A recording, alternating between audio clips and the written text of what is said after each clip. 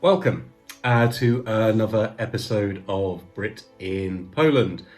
So, um, what I'm talking about today was something actually originally I planned to include in my kind of museum series. But then, the more I thought about it, and given the amount of time I actually spent there, I thought I'd do a standalone episode about this. So, today I want to talk about the Royal Castle in Warsaw. So that's Zamek Królewski, and this place is actually quite special. It's really sad because I've been here for over 3 years now, and I actually only went to visit the castle uh, like a few weeks ago, and I'm like, wow. I mean, it's like a lot of the museums and things that I've been to. Uh, why did I leave it so long? And I actually really enjoyed it, so I want to share this experience with you. So, the castle is located in perhaps one of the most famous squares in Warsaw, which is the Royal Square. Um, you can tell it's the Royal Square because, firstly, you've got a massive column. So, this column, basically, on the top, you have Sigismund II, Augustus.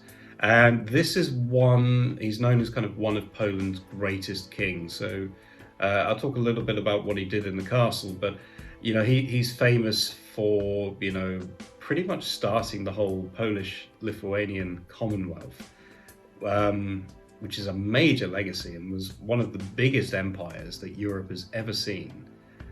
And so, yeah, truly fitting that he'll be in front of this castle. And it's at the entrance to Old Town, and of course you have the big castle there. Though when you're looking at it these days, you probably wouldn't call it a castle. You would say it's more of a palace, and this definitely fits what you find when you're in there. So a couple of practical things. So firstly, it's a good idea to book your ticket in advance. It's a good idea to go on a Wednesday if you can, because it's free entry. It can get quite busy. When I went, it was pretty much opening at like 11 o'clock. So it was an ideal time. There was barely anyone there. I was able to go through, no problems. But let's talk a little bit about the history. In fact, most of my notes are about the history, but I will not read all of these out because I'll send you guys to sleep. But okay, so let's start. So the castle was originally like a wooden fort, basically, and it's pretty much where Warsaw began. So, it goes back to the origins of the city, and it was the main kind of part of the city back then. Hence its location right by Old Town, if that wasn't a bit of a hint. So it was actually established in roundabout sort of 1339, so it's going back a good, good number of years. But originally, it was somewhere for the dukes to live and to kind of govern. And so the first occupant was Troyden, the Duke of Masovia, and yeah, the first brick building, and possibly the first brick building in the whole of Warsaw, actually came along towards the end of the 13th century, and that was by Casimir I. And then you have a whole series, this is the thing, over time, this castle has kind of expanded through the various kings. So, in the middle of the 14th century, you have like the big castle tower was built. And then sort of 1407 to 1410, there was a big manor added to that. And actually that manor, rather amazingly, even though it was built in like the 1400s, was standing right up until 1944. When, well, we'll get on to that. Now, as I said, it started off as a place for the dukes, but later on it became more of a royal residence. So you had your first royals move in 1526. So you had Queen Bona Sforza and her daughters, who became various, queens of like Sweden and different countries. So it has that kind of strong nobility to it. And but like one of its first uses, kind of under the royals, other than a residence, came in 1556 and a few years after, when King Sigismund II Augustus basically held Parliament there. And so this is quite a significant thing, because actually later on, Parliament was taken from Krakow to Warsaw. So this is kind of like one of the stories behind how Warsaw became the capital, because all of these functions were brought over. And in fact, they kind of restructured the castle again in about 1569 to have like a meeting place for the Parliament. So, just make it that much more official. And, various towers and walls kept being built over the years.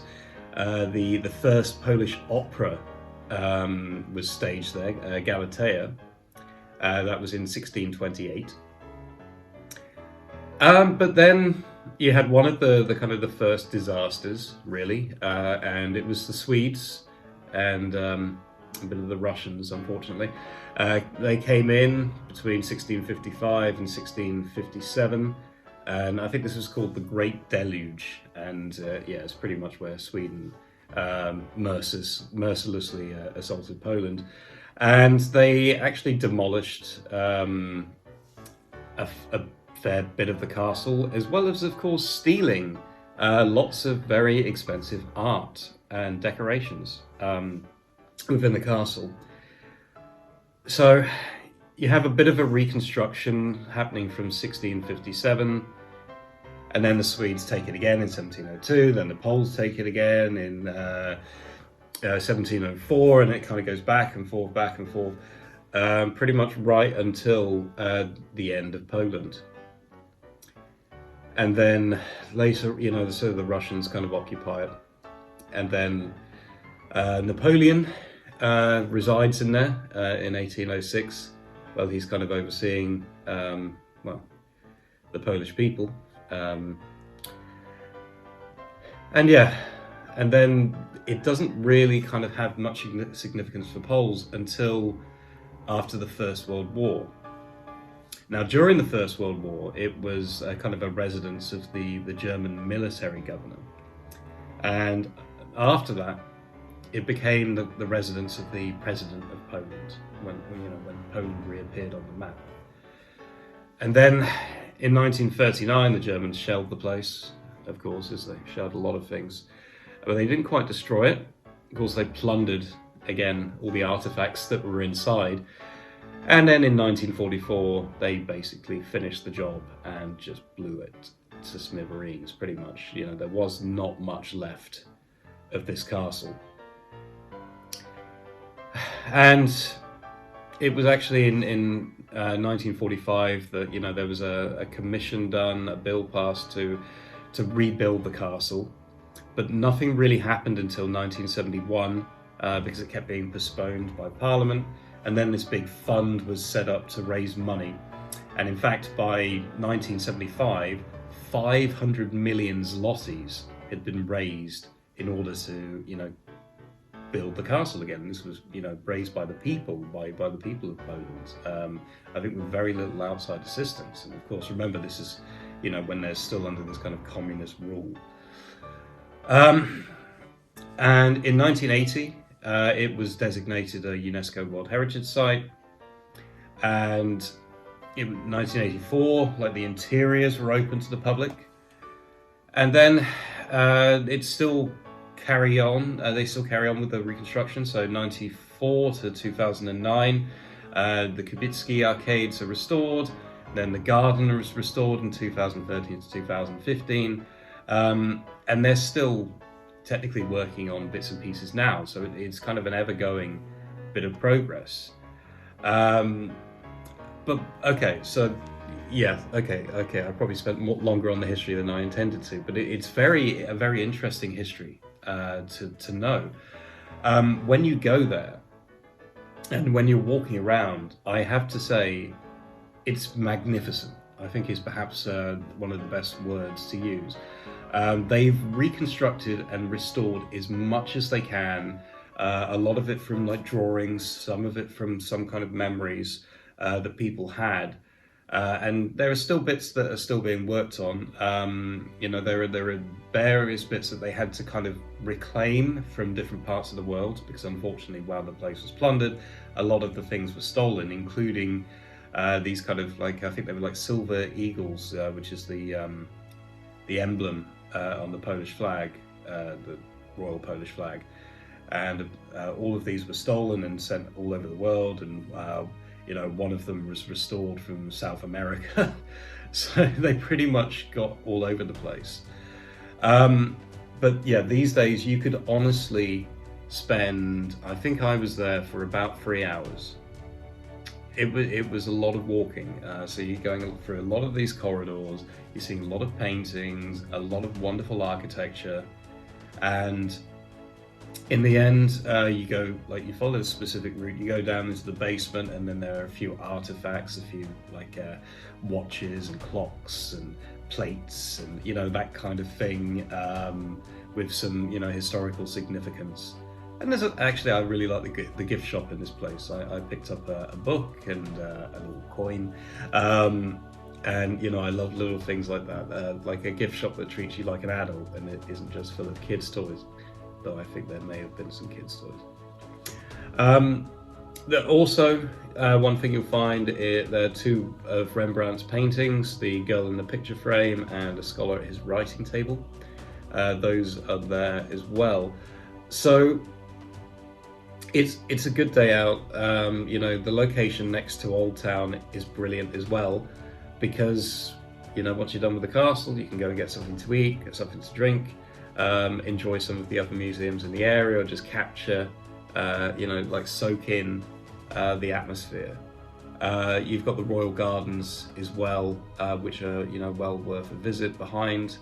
And in Christmas and things, they have like light shows on the side of the building just to give it a little bit of extra sparkle. So really, it's one of those things that, if you're planning to come to Warsaw for a weekend or something like that, I would put it up there on your list of things to do. It will take a bit of time, but it will certainly be worth it.